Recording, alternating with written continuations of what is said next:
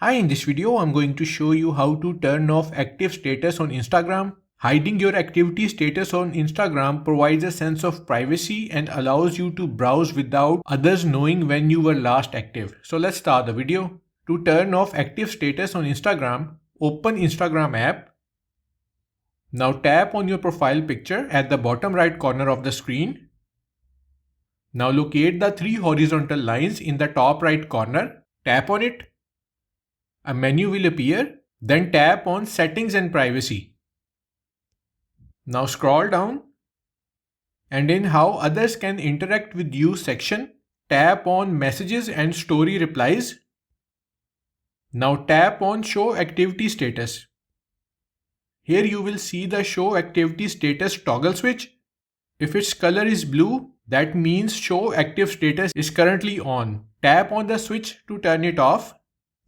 Your activity status is now hidden. So that's how to turn off activity status on Instagram. Thanks for watching.